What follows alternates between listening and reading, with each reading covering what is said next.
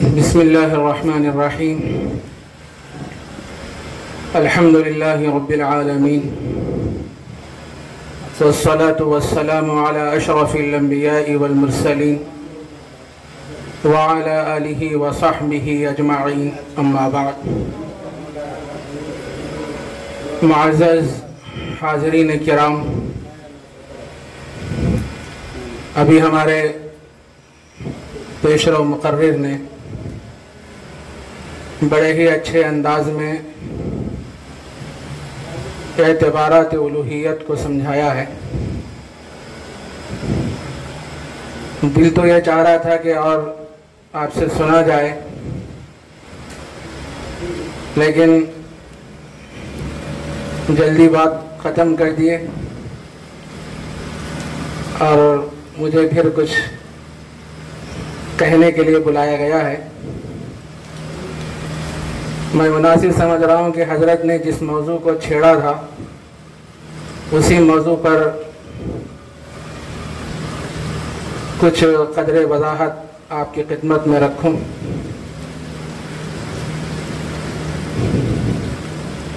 لا الہ الا اللہ محمد الرسول اللہ. لا الہ الا اللہ کے پہلے حصے میں، پہلے جز میں توحید کا ذکر موجود ہے، اور محمد الرسول اللہ میں رسالت کا ذکر موجود ہے.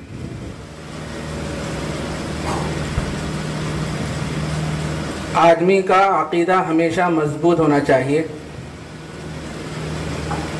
اور ہمیشہ اس بات کا دل میں پختہ یقین کر لینا چاہیے کہ اللہ ہی سے سب کچھ ہوتا ہے، اللہ ہی کرنے والے ہیں، پورے کائنات کے نظام کو چلانے والے اللہ ہی ہیں، اللہ کے علاوہ کسی میں کوئی طاقت نہیں ہے.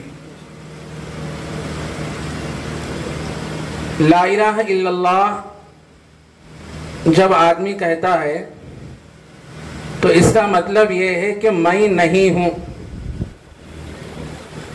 میں کیا نہیں ہوں؟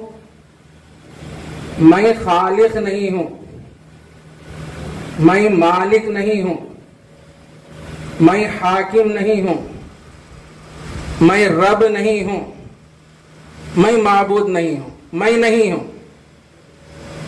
الا اللہ کے ذریعے سے اس بات کا اقرار کرتا ہے کہ حق موجود ہے، اللہ موجود ہے، میں کچھ بھی نہیں ہوں. اللہ ہی خالق ہیں، اللہ ہی مالک ہیں، اللہ ہی حاکم ہیں، اللہ ہی رب ہیں اور اللہ ہی معبود ہیں. اور لا الہ الا اللہ کے ذریعے سے بندہ اس بات کا ثبوت بھی پیش کرتا ہے کہ میرا نہیں تیرا. یہ کائنات میں جو کچھ ہے وہ تیرا ہے، میرا کچھ بھی نہیں. اور یہ بھی ثبوت پیش کرتا ہے کہ میں نہیں، تو باقی رہنے والی ذات تیری ہے. میں تو فنا ہو جانے والا ہوں، ختم ہو جانے والا ہوں. کل شیء ہالک الا وجہہ، ہر چیز فنا کے گھاٹ اتر جائے گی، لیکن اللہ کی ذات ایسی ہے کہ وہ باقی رہنے والی ہے، ہمیشہ ہمیش باقی رہنے والی. اللہ کب سے ہیں؟ اللہ ازل سے ہیں اور ابد تک رہیں گے، ہمیشہ سے ہیں اور ہمیشہ رہیں گے. لا بدایت لہ ولا نہایت لہ، نہ جس کی کوئی ابتدا ہے نہ جس کی کوئی انتہا ہے، ہمیشہ سے ہیں اور ہمیشہ رہیں گے. اب ہمیں یہ سمجھنا ہے کہ خالق کسے کہتے ہیں؟ خلق کہتے ہیں بغیر کسی سانچے کے امر کن سے کسی چیز کو وجود میں لانا، اس کو خالقیت کہتے ہیں، پیدا کرنا بولتے ہیں. اللہ تعالیٰ جب ہمارے کو پیدا کرے تو ان کے لیے سامنے پہلے کوئی سانچہ نہیں تھا. بغیر سانچے کے اللہ نے ہم کو خوبصورت انداز میں پیدا فرمایا. لقد خلقنا الانسان فی احسن تقویم، ہم نے انسان کو بہت ہی خوبصورت پیدا فرمایا. علماء کرام نے لکھا ہے اس کائنات میں سب سے زیادہ اگر کوئی حسین اور خوبصورت ہے تو حضرت انسان ہے۔ امر کن سے کسی چیز کو وجود میں لانا، اس کو کہتے ہیں خالقیت، پیدا کرنا۔ اور اللہ تبارک و تعالی ساری کائنات کو وجود بخشے ہیں۔ انسان ہیں، اس میں جمادات ہیں، نباتات ہیں، حشرات الارض ہیں، کیڑے مکوڑے ہیں، سمندر ہیں، اور بہت سی چیزیں ہیں، آسمانی مخلوق ہیں، فرشتے ہیں۔ یہ سب جتنے چیزیں ہیں اللہ تبارک و تعالیٰ خالق کن بولے تو وہ چیز وجود میں آ گئی۔ بعض علماء نے یہ بھی لکھا ہے یہ لوگوں کو سمجھانے کے لیے کن، اللہ اس کے بھی محتاج نہیں ہے، اللہ اس کے بھی محتاج نہیں ہے، وہ تو لوگوں کو سمجھانے کے لیے کہا گیا کن ہو جا، وہ تو وہ چیز ہو جاتی۔ اگر کوئی آدمی اب یہ بول رہا کہ میں خالق ہوں بول کے بول رہا تو اس سے یہ پوچھنا تو کیا پیدا کرا؟ بغیر سانچے کے اپنی قوت سے تو دنیا میں کون سی چیز وجود میں لایا؟ کوئی آدمی کہہ سکتا ہے؟ قیامت کی صبح تک کوئی آدمی نہیں بول سکتا کہ میں کسی چیز کو پیدا کیا۔ ایک چیز ہے پیدا کرنا، ایک چیز ہے بنانا۔ ابھی ہمارے محترم کیا نام ہے بھائی صاحب کا، منصور صاحب ماشاءاللہ اچھے انداز میں سمجھائے۔ ایک چیز ہے پیدا کرنا، ایک چیز ہے بنانا۔ پیدا کرنا وہ تو اسی کو بولتے امر کن سے کسی چیز کو وجود میں لانا، اس کو بولتے پیدا کرنا۔ اور ایک چیز ہے بنانا۔ دنیا میں پیدا کی ہوئی بہت سی چیزیں ہیں، درخت ہیں، سمندر ہیں، حشرات الارض ہیں، کیڑے مکوڑے ہیں، اور بہت سی معدنیات ہیں، لوہے کی چیزیں ہیں۔ آدمی کیا کرتا ہے دنیا میں رہتے ہوئے ان چیزوں کو لے کے کوئی چیز بناتا، اس کو پیدا کرا بول کے نہیں بول سکتے۔ اجزاء کو جوڑ کے ایک چیز وہ کیا کرتا ہے ترکیب دیتا ہے، جوڑ دیتا ہے، تو آپ اس کو کیا بولیں گے؟ بنایا بولیں گے، پیدا کیا بول کے نہیں بول سکتے، یہ چیز ہے ہی نہیں اس کے اندر۔ تو اللہ تبارک و تعالی ہمارے خالق ہیں، پہلی چیز۔ اللہ تبارک و تعالی ہمارے مالک ہیں۔ مالک کس کو بولتے؟ قبضے میں رکھنے والے کو مالک بولتے، حفاظت اور نگرانی میں رکھنے والے کو مالک بولتے۔ اس کی مثال میں آپ کو دے دوں، سمجھاؤں آپ کے فہم سے قریب کرنے کے لیے۔ ایک آدمی مرغی خرید کے لایا، خرید کے لانے کے بعد اب وہ اس مرغی کا مالک ہو گیا۔ اب اس مرغی سے بچے ہوئے، تو وہ بچے کس کی طرف منسوب ہوں گے؟ مالک کی طرف منسوب ہوں گے یا مملوک کی طرف منسوب ہوں گے؟ چونکہ مرغی مملوک اور جو اس کو لے کے آیا ہے وہ کون ہے؟ مالک ہے۔ تو مرغی کے جو بچے ہیں وہ مالک کی طرف منسوب ہوں گے، چونکہ وہ مالک اس کی نگرانی کرنے والا ہے، اس کی حفاظت کرنے والا ہے۔ اسی طرح اللہ تبارک و تعالی ہمارے مالک ہیں، ہم کو قبضے میں رکھے ہوئے ہیں اور ہر چیز کی نگرانی اور حفاظت کیے ہوئے ہیں۔ ہمارے اعمال تو اس قابل ہے ہی نہیں کہ ہم پر رحمتیں اور نوازشات ہم پر برسائی جائیں۔ ہمارے اعمال تو اس قدر برے ہیں اور اللہ کو ناراض کرنے والے ہیں کہ آسمانوں سے پتھر برسائے جائیں، لیکن اللہ کا کرم ہے، اللہ کا احسان ہے کہ اس نے ہم پر بے پناہ نوازشیں اور بے پناہ رحمتیں ہمارے اوپر نازل کر رہے ہیں۔ تو اللہ ہمارے مالک ہیں، حفاظت میں رکھ رہے ہیں، قبضے میں ہیں ہم اللہ کے۔ جب آدمی کسی کے قبضے میں جب رہتا ہے تو اپنی آزادی سے کوئی کام نہیں کر سکتا۔ مالک جیسا بولیں گا آدمی کو اس کے مطابق کام کرنا ہے۔ دنیا میں بھی ہوتا ہے، ہم کسی دکان میں جب کام کرنے لگتے ہیں تو وہ مالک جیسا بولیں گا اس کے مطابق ہم کو عمل کرنا ہے۔ ایک ڈیوٹی مالک لگا دیتا ہے کہ تمہیں صبح میں آنا ہے اور شام میں جانا ہے، اور اتنی ڈیوٹی اور اتنا کام تمہارا ہے، تو آدمی کو اتنا کام کرنا ضروری ہوتا ہے۔ تو حق تعالی جل شانہ ہمارے مالک ہیں، تو ہم کیا ہیں؟ اس کی مملوک ہیں۔ اللہ تبارک و تعالی جیسا فرمائے اور اللہ کے نبی نے جیسا کرنے کے لیے فرمایا ہے، اور اللہ کے نبی نے جیسی زندگی گزاری ہے اور اسوہ ہم سب کے سامنے چھوڑا ہے، اس کے مطابق ہم کو زندگی گزارنا ہے۔ کتنی چیزیں ہو گئی؟ خالق، مالک. تیسری چیز ہے رب. رب کے معنی ہے پالنا. اور ہم سب یہ سمجھتے ہیں رب بول تو پالنے والا. بے شک پالنے والا ہے، لیکن اس کے حقیقی معنی یہ ہے ہر قسم کی ضرورتوں کو پورا کرنے والا جو ہوتا ہے اسے رب کہتے ہیں. آدمی کے اندر کئی عالم ہیں. دیکھنے میں یہ انسان 5 فٹ کا ہے، 5 فٹ 5.5 فٹ جیسا بھی ہے ہائٹ کے حساب سے. آدمی مختصر ہے لیکن اس کے اندر کئی عالم ہیں. آنکھ کا ایک عالم، ہاتھ پیر کا ایک عالم، پیٹ کا ایک عالم، دل کا ایک عالم، کئی عالم ہے. آنکھ کا عالم کیا ہے؟ آنکھ کا عالم یہ ہے بصارت، دیکھنا. اللہ تبارک و تعالیٰ جیسی ضرورت ہے اس کے مطابق اس کے اندر کیا ہے؟ قدرت دے رہے ہیں، طاقت دے رہے ہیں تو بندہ دیکھ رہا ہے. آنکھ کے اندر کیا ہے؟ بصارت ہے. آنکھ خود نہیں دیکھتی. جب اللہ تبارک و تعالیٰ اس آنکھ کے اندر بصارت دیتے ہیں تو آدمی دیکھنے لگتا ہے. کتنے لوگ ایسے ہیں جو آنکھ رکھتے ہیں لیکن نابینا ہیں، دیکھ نہیں سکتے. تو یہ جو ہم دیکھ رہے ہیں یہ از خود نہیں دیکھ رہے ہیں، بلکہ اللہ ہمیں دکھا رہے ہیں، ہماری آنکھ میں بصارت دے رہے ہیں، تجلی دے رہے ہیں اپنی طرف سے تو ہم دیکھ رہے ہیں. اسی طرح بہت سے ہمارے جو عالم ہیں ہر قسم کی ضرورت کو اللہ تبارک و تعالیٰ پورا کر رہے ہیں. اسی لیے اللہ تبارک و تعالیٰ نے قرآن مجید میں ارشاد فرمایا الحمدللہ رب العالمین. تمام تعریفیں اللہ کے لیے ہیں جو تمام عالم کا رب ہے. اب اندازہ لگائیے کتنی مخلوقات ہیں اس دنیا میں، ان کی کتنی ضرورتیں ہیں. ہر قسم کی ضرورت کو اللہ تبارک و تعالیٰ پورا کر رہے ہیں. آسمان کی ضرورت الگ ہے، پہاڑوں کی ضرورت الگ ہے، زمین کی ضرورت الگ ہے، کیڑے مکوڑوں کی ضرورت الگ ہے، حشرات الارض کی ضرورت الگ ہے، پہاڑوں کی ضرورت الگ ہے. ہر ضرورت کو اللہ تبارک و تعالیٰ تکمیل کر رہے ہیں. میرے بھائی، پہاڑوں کے اندر رہنے والے کیڑوں کو اللہ تبارک و تعالیٰ روزی پہنچا رہے ہیں. اللہ تبارک و تعالیٰ اتنے باریک بھی ہیں، ہر قسم کی ضرورت کو اللہ تبارک و تعالیٰ پورا کر رہے ہیں. آپ کو میں ایک واقعہ سناؤں.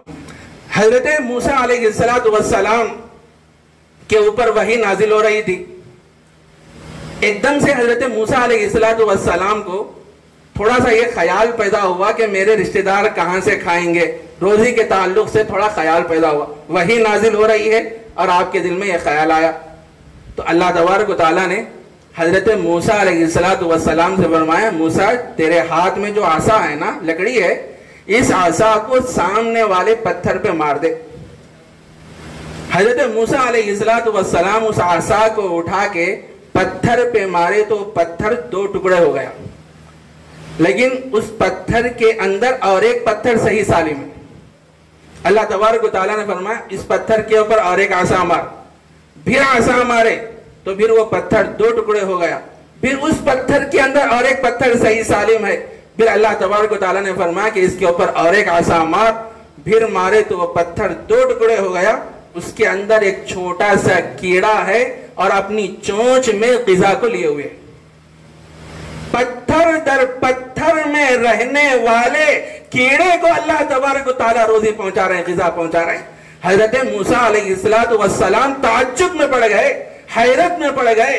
اتنا بڑا پتھر، اتنا وسیع پتھر، اس کو مارا گیا تو پتھر شک ہو گیا. اس کے اندر اور ایک پتھر ہے، جب اس کو مارا گیا تو وہ پتھر بھی شک ہو گیا. پھر اور ایک پتھر پہ مارا گیا تو وہ پتھر بھی شک ہو گیا. اور اس پتھر کے اندر ایک کیڑا ہے اور اپنی چونچ میں غذا کو لیے ہوئے ہے. یہ منظر دیکھے تو حضرت موسیٰ علیہ السلام حیرت میں پڑ گئے، سکتے میں پڑ گئے. اللہ تبارک و تعالیٰ نے اس کیڑے کو گویائی عطا فرمائی. وہ کیڑا حضرت موسیٰ علیہ السلام سے کہنے لگا موسیٰ کیا تعجب کر رہا ہے؟ موسیٰ کیا تعجب کر رہا ہے؟ اللہ کی ذات تو ایسی ہے سبحان من یرانی ویسمع کلامی ویعلم مکانی ویذکرنی ولا ینسانی. ارے اللہ کی ذات تو ایسی ہے کہ وہ مجھے دیکھ رہی ہے، وہ میرے احوال سے واقف ہے، وہ مجھے جانتی ہے اور وہ میرے روزی کا انتظام کر رہی ہے. آپ اندازہ لگائیے پتھر در پتھر میں رہنے والے چھوٹے سے کیڑے کو اللہ تبارک و تعالیٰ روزی پہنچا رہے ہیں. تو اللہ تبارک و تعالیٰ ہمارے رب ہیں. ہماری ہر قسم کی ضرورتوں کو اللہ تبارک و تعالیٰ پورا کر رہے ہیں. کتنے ہو گئے؟ خالق، مالک، رب، حاکم چوتھا.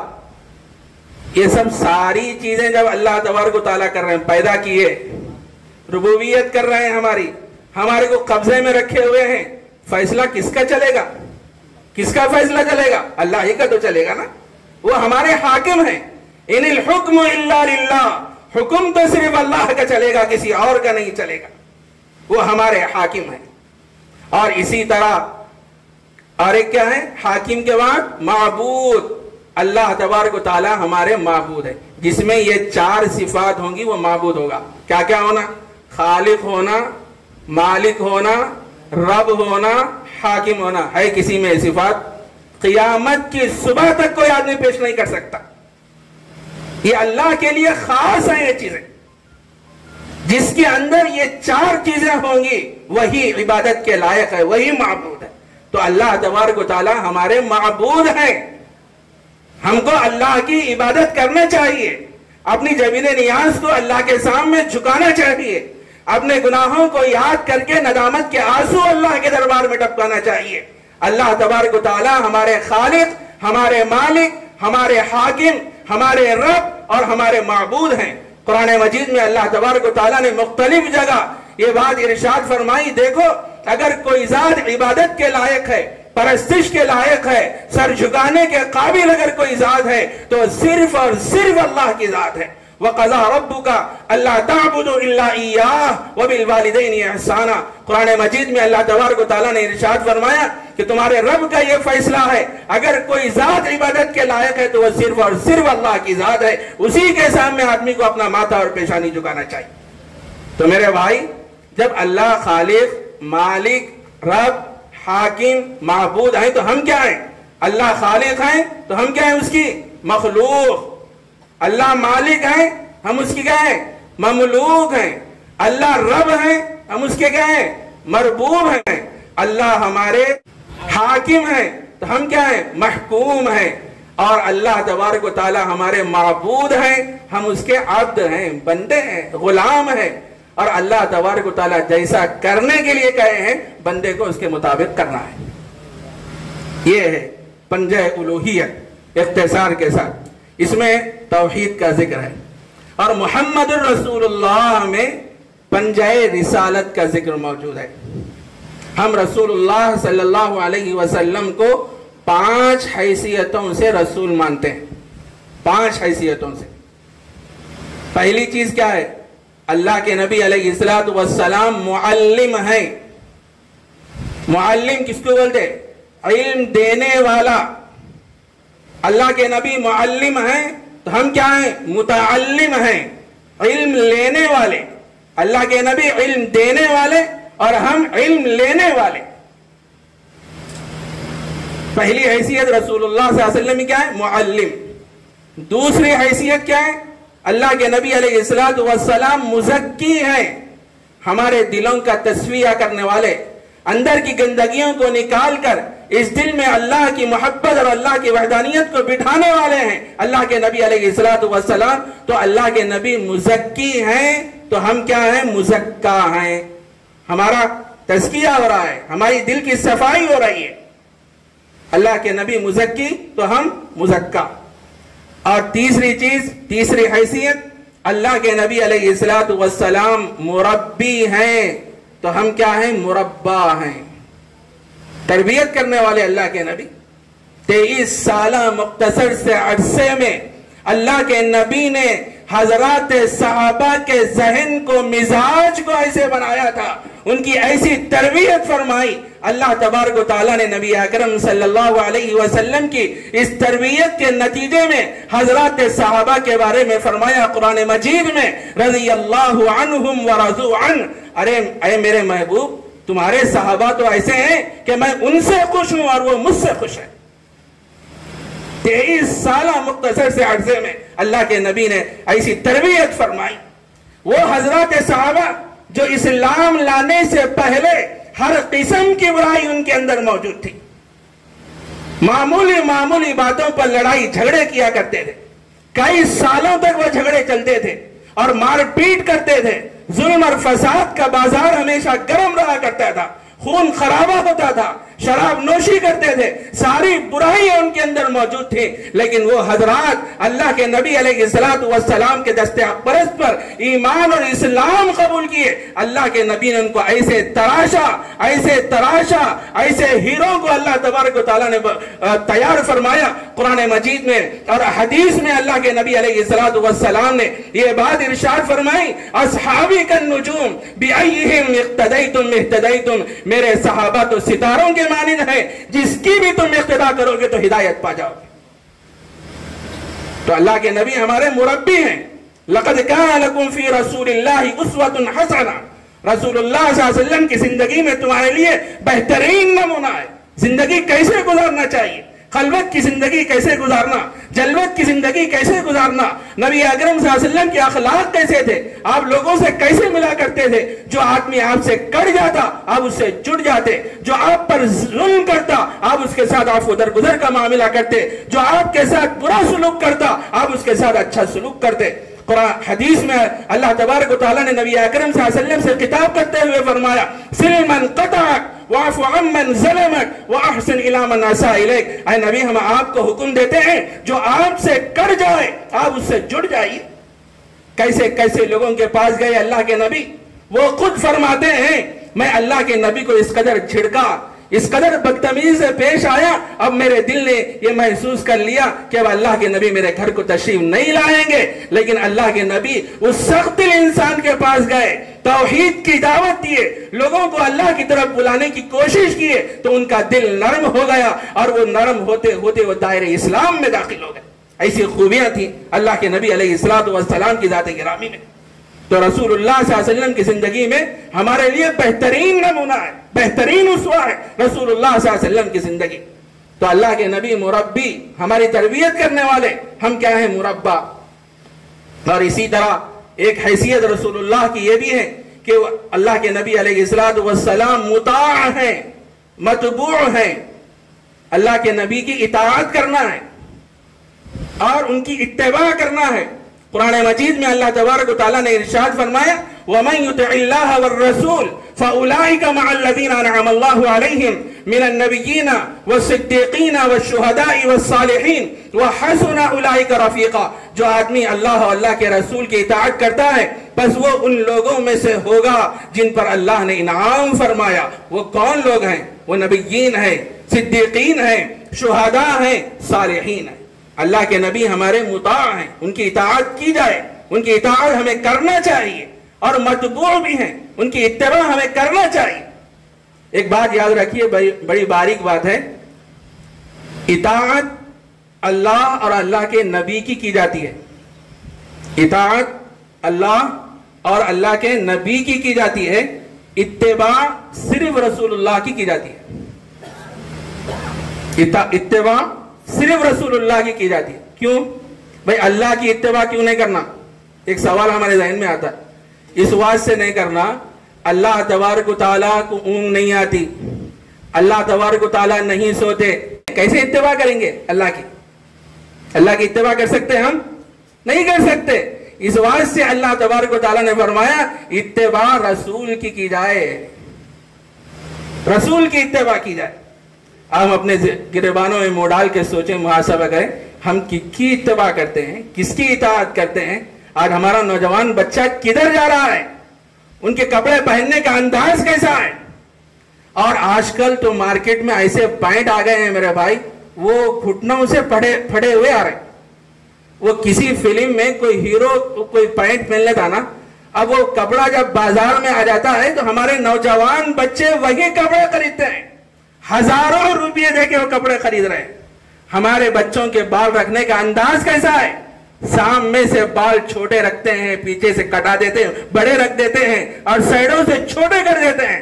میرے بھائی، ہم کو غیروں کا طریقہ پسند آ گیا، غیروں کی تہذیب پسند آ گئی، غیروں کے دل دادا اور عاشق ہو گئے. ہمارے سامنے تو نبی اکرم صلی اللہ علیہ وسلم کا اسوہ موجود ہے، آپ کی زندگی موجود ہے.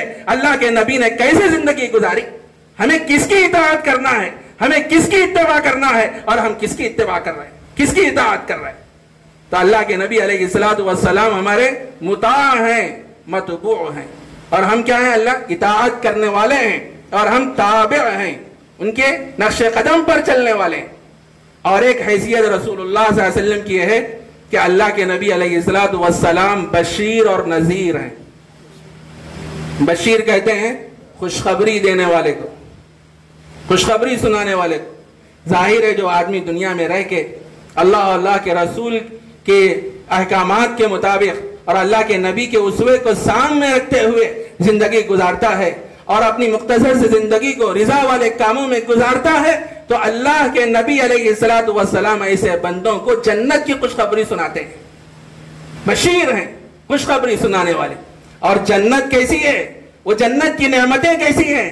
جس کو کسی آنکھ نے نہیں دیکھا، جس کو کسی کان نے نہیں سنا، اور کسی کے قلب پر یہ وہم اور گمان بھی نہیں گزرا کہ جنت کی نعمتیں ایسی ہوں گی۔ ما لا عین رأت ولا اذن سمعت ولا خطر علی قلب بشر، کہ جنت کی نعمتیں تو ایسی ہیں اس کو کسی آنکھ نے نہیں دیکھا، اس کو کسی کان نے نہیں سنا، اور کسی کے قلب پر یہ وہم اور گمان بھی نہیں گزرا کہ جنت کی نعمتیں ایسی ہیں۔ کس کے لیے؟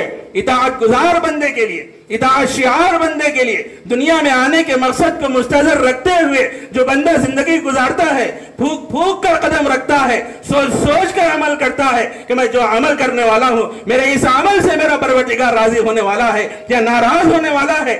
آدمی سوچ سمجھ کے زندگی گزارتا ہے، اطاعت میں اس کی زندگی گزرتی ہے، تو اللہ تبارک و تعالیٰ اور اللہ کے نبی علیہ الصلوۃ والسلام ایسے بندوں کو جنت کی خوشخبری سناتے ہیں۔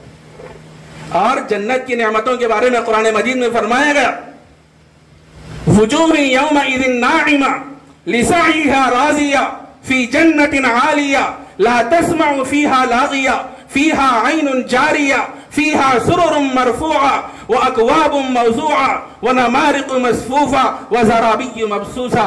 حق تعالی جل شانہ فرماتے ہیں سورہ غاشیہ میں، قیامت کے دن بہت سے نیک بندوں کے چہرے چمکتے ہوں گے، تر و تازہ ہوں گے۔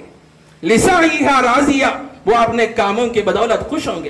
دنیا میں جو کچھ اچھے اعمال کیے تھے، جب آخرت میں پہنچیں گے ان کو جب بدلہ ملے گا تو اپنے کاموں کے بدولت وہ خوش ہوں گے کہ اللہ تبارک و تعالیٰ نے میرا نام اعمال مجھے سیدھے ہاتھ میں دیا ہے، اس کی وجہ سے وہ بندے خوش ہوں گے۔ فی جنت عالیہ، وہ بہشت بری میں داخل ہوں گے، جنت میں داخل ہوں گے۔ لا تسمع فیہا لاغیہ، اور جنت ایسی ہے کہ اس میں آدمی کوئی فضول لغو اور بیکار بات نہیں سنے گا، اور اس میں نہریں جاری ہوں گی، نیچے سے نہریں جاری ہوں گی، اونچے اونچے تخت بنے ہوئے ہوں گے، وَأَكْوَابٌ مَوْضُوعَةٌ وَنَمَارِقُ مَصْفُوفَةٌ، پیالے رکھے ہوئے ہوں گے، آب خورے رکھے ہوئے ہوں گے۔ اگر آدمی کو پانی پینے کی ضرورت پڑے تو آدمی کو تکلیف نہ ہو، فوراً جائے اور اس پیالے سے پانی پی لے۔ اور قالین بچھی ہوئی ہوگی، گدے بچھے ہوئے ہوں گے مختلف جگہ پہ، جہاں بھی وہ سونا چاہے آدمی آرام سے سو جائے۔ اس واسطے کہ مومن دنیا کو کیا قید خانہ سمجھتا ہے۔ حدیث میں فرمایا گیا، نبی اکرم صلی اللہ علیہ وسلم نے ارشاد فرمایا، الدنیا سجن المؤمن وجنت الکافر، دنیا تو مومن کے لیے قید خانہ ہے اور کافر کے لیے جنت ہے۔ یہ کافر اور مشرک جو کچھ دنیا میں مزے اڑانا ہے اڑا لیں، لیکن جب آخرت میں پہنچیں گے تو ہمیشہ ہمیشہ کے لیے وہ جہنم میں جائیں گے، وہاں موت کو پکاریں گے لیکن موت نہیں آئے گی، موت کو بھی موت آ جائے گی آخرت میں، وہاں کوئی موت نہیں ہوگی۔ کافر پکارے گا، اے اللہ مجھے موت دے دے، مجھے موت دے دے، یہ عذاب کو میں جھیل نہیں سکتا، برداشت نہیں کر سکتا، لیکن اس پر دائمی عذاب ہوگا، اس پر مصیبتیں اور پریشانیاں اس پر آتی رہیں گی ہمیشہ ہمیشہ۔ لیکن جو آدمی مختصر زندگی میں رہتے ہوئے اللہ کو راضی کرنے والے اعمال کرتے ہوئے اس دنیا سے جائے گا، اللہ تبارک و تعالیٰ ایسی ایسی نعمتوں سے اس کو مالا مال فرمائیں گے، ہم اس کا وہم و گمان بھی نہیں کر سکتے۔ میرے بھائی، دنیا میں ہوتا کیا ہے، جب آدمی کو کسی چیز کے کھانے کی رغبت اور خواہش اور شوق ہوتا ہے تو آدمی کیا کرتا ہے؟ پہلے مارکیٹ کو جاتا ہے، آم خریدنے کی ضرورت پڑ رہی، آم کھانے کو دل چاہ رہا، تو پہلے مارکیٹ کو جائے گا، جانے کے بعد ریٹ معلوم کرے گا، اور وہ ریٹ مناسب ہے اور اس کے بعد اتنی سکت ہے خریدنے کی تو جائے گا، اس کو خریدے گا، اس کے بعد اپنے گھر کو لائے گا، کاٹے گا، صاف کرے گا، اس کے بعد منہ میں ڈالے گا۔ لیکن جنت میں اس کو اس طرح کی مشقت نہیں ہوگی، آم کے کھانے کی خواہش اس کے دل میں پیدا ہوگی، آم حاضر کر دیا جائے گا، فروٹ کے کھانے کی خواہش اس کے دل میں پیدا ہوگی، وہ فروٹ اس کے سامنے حاضر کر دیے جائیں گے، چھیلنے کی کاٹنے کی ضرورت نہیں پڑے گی۔ وَلَكُمْ فِيهَا مَا تَشْتَهِي أَنفُسُكُمْ وَلَكُمْ فِيهَا مَا تَدَّعُونَ، جنت میں جس چیز کی خواہش تمہیں ہوگی وہ چیز فوراً حاضر کر دی جائے گی۔ میرے بھائی یہ کب ہوتا ہے؟ آدمی مختصر سے زندگی کو اللہ کی اطاعت میں اس کی فرمانبرداری میں گزارتا ہے تو پھر اللہ تبارک و تعالیٰ اس کو ایسی ایسی نعمتوں سے سرفراز فرماتے ہیں۔ بہرحال وقت نہیں ہے، اللہ کے نبی بشیر ہیں اور نذیر بھی ہیں، ڈرانے والے بھی ہیں۔ جو صحیح زندگی نہیں گزارے گا اس کو جہنم کی وعید سنانے والے بھی ہیں، وہ بندہ جہنم میں جائے گا۔ تو اللہ تبارک و تعالیٰ، اللہ کے نبی علیہ السلام بشیر ہیں تو ہم کیا ہیں؟ مبشر ہیں۔ اور اللہ کے نبی علیہ السلام نذیر ہیں تو ہم کیا ہیں؟ منذر ہیں، ہمیں ڈرایا گیا۔ بہرحال اللہ تبارک و تعالی ہمارے محترم منصور بھائی کو جزائے خیر دے۔ میں سوچا بھی نہیں تھا کہ اس موضوع پہ مجھے کچھ بولنا بھی ہے، لیکن انہوں نے یہ موضوع شروع فرمائے تو پھر میرے دل میں خیال آیا کہ اس سلسلے میں ہی کیا بات کو آگے بڑھایا جائے۔ اللہ مجھے بھی عمل کی توفیق عطا فرمائے، آپ حضرات کو بھی۔ وآخر دعوانا ان الحمد للہ رب العالمین۔